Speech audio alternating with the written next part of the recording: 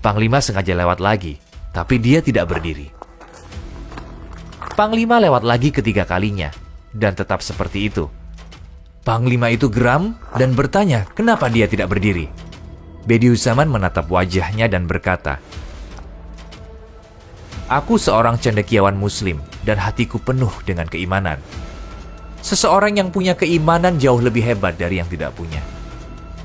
Kalau aku berdiri untukmu, aku menghina keyakinanku. Itulah sebabnya aku tidak berdiri." Panglima Rusia menjadi marah mendengarnya. Pengadilan langsung diadakan dan Said Nursi dijatuhi hukum mati.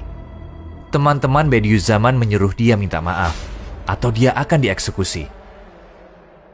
Tapi dia mengatakan, "Aku melakukan hal yang benar sesuai keyakinanku. Lagi pula, aku butuh tiket untuk perjalanan menuju akhirat, untuk bertemu Rasulullah SAW. Dia akan memberikannya." Dia menuju tempat eksekusinya tanpa ragu. Bediüzzaman meminta izin untuk permohonan terakhirnya. Dia menyucikan diri dan sholat 2 rakaat. Lalu dia ke tempat eksekusi. Para tentara sudah siap dengan senjata api di tangan mereka. Sebentar lagi dia dieksekusi. Tentara menunggu aba-aba perintah. Tapi yang dia impikan hanyalah bertemu Allah dan Rasulullah SAW. Sementara tentara menunggu perintah, Panglima Rusia melihat semua ini. Dia menyadari ketulusan Said Nursi dari mata dan perilakunya. Dia menghentikan eksekusi karena dia tahu bahwa Said Nursi tidak berdiri karena keyakinannya, bukan karena menghinanya.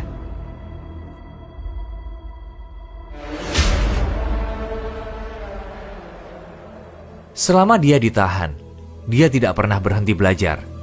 Dia terus mengajarkan banyak orang selama di penjara di Rusia 2,5 tahun. Dia selalu memimpikan universitas yang ingin dia bangun, Madrasah Al-Zahra. Setelah beberapa waktu, dia bebas dari penjara. Dia sampai di Istanbul tahun 1918 melalui Siberia, Warsawa, dan Sofia. Kebebasan dia dari Rusia ke Istanbul disambut dengan kebahagiaan dan antusias dari para cendekiawan dan penduduk istana, dengan menunjukkan kasih sayang dan simpati yang mendalam. Dia menerima medali kehormatan atas prestasinya dalam perang.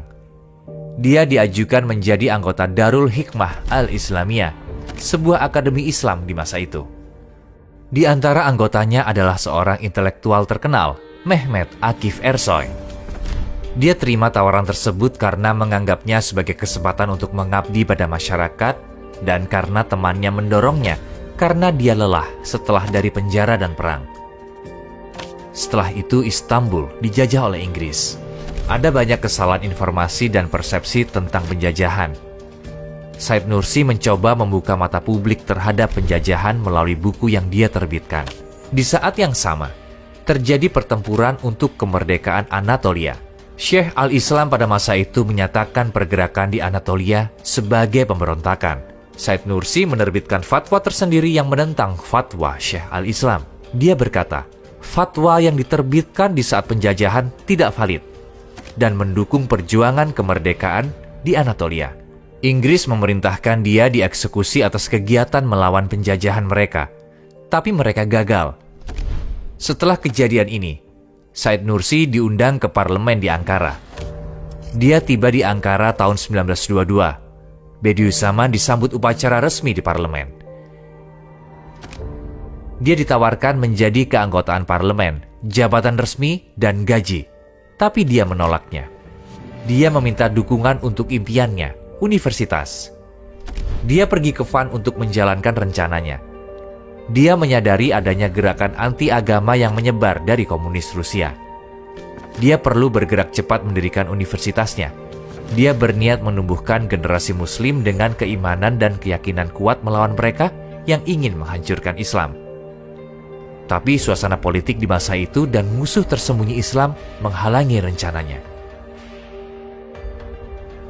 Untuk menghentikan Said Nursi, dia diasingkan ke Isparta. Apapun yang terjadi, dia tidak akan berhenti mengajar. Dimanapun dia berada, dia mengajarkan fakta tentang Allah, Islam, dan keimanan. Dia berusaha menumbuhkan kesadaran di sekitar dan memberitahu orang-orang tentang Allah meskipun dia dalam pengasingan. Para musuh Islam terus menjalankan rencana mereka untuk menjauhkan orang-orang dari Islam, terutama para pemuda. Mereka melaksanakan rencana melemahkan fundamental Islam dan menyebarkan ateisme dan komunisme. Salah satu musuh Islam saat itu adalah Abdullah Kefdem, mengatakan jika beriman pada Allah itu naif, dan keyakinan ini membuat orang-orang menjadi tidak rasional. Dia terang-terangan menyangkal adanya akhirat dan mulai sebarkan gagasannya untuk meracuni pikiran masyarakat. Buku-buku disebar untuk mendoktrin anak-anak dan pemuda di sekolah. Pelajaran tentang ateisme ada di mana-mana. Seiring terjadi serangan mengerikan di negaranya, Said Nursi hidup dalam pengasingan. Suatu hari saat sedang berjalan di pinggir Danau Egirdir, dia ingat sebuah ayat dan mulai membaca. Maka perhatikanlah bekas-bekas rahmat Allah. Bagaimana Allah menghidupkan bumi setelah mati atau kering? Sungguh itu berarti Dia pasti berkuasa menghidupkan yang telah mati. Dan Dia Maha Kuasa atas segala sesuatu.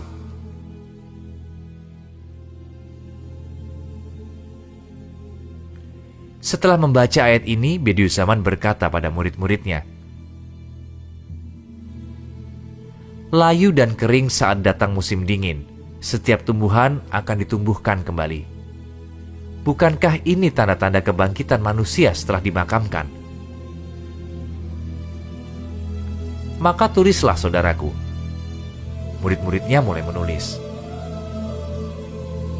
Risalah Kebangkitan dan Akhirat siap dalam waktu singkat.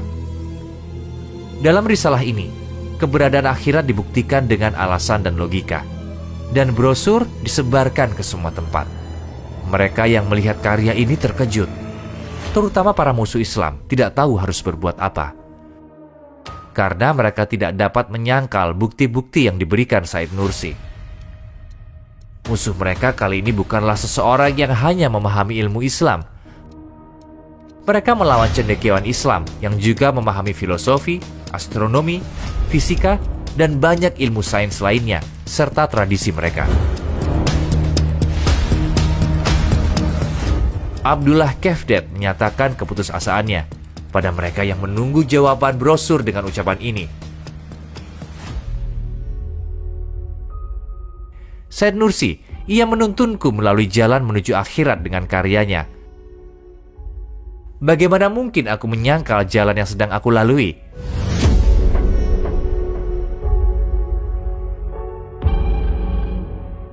Selama tinggal di Isparta Barla, selama 8,5 tahun, dia melalui berbagai kesulitan bersama murid-muridnya dan menyiapkan beberapa karya. Tujuan utamanya hanyalah memastikan keselamatan Islam dan para Muslim.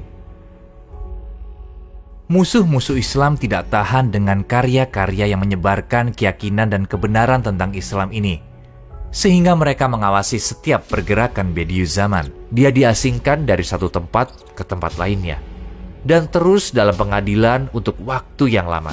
Mereka tidak mengizinkan siapapun berkunjung, namun karya-karya ini tetap dihasilkan. Hanya ada satu tindakan yang dapat dilakukan: eksekusi dia, murid-muridnya, dan ajarannya. Tanpa peringatan, rumah mereka diserbu. Kopiah, turban, dan tasbih dianggap senjata. Bediüzzaman dan muridnya dikirim dari satu penjara ke penjara lainnya. Suatu hari saat musim dingin di penjara Afyon, suhu udaranya minus 15 derajat di luar. Bediüzzaman dilempar ke ruang isolasi. Jendela rusak dan tanpa alat penghangat di selnya. Udara dingin menusuk tulang. Dia hanya diberikan 2 selimut untuk menghangatkan diri. Dia menutupi tubuhnya dari dingin. Sipir penjara membawakan makanan. Setelah makan, dia terkena demam. Tangannya mulai bergetar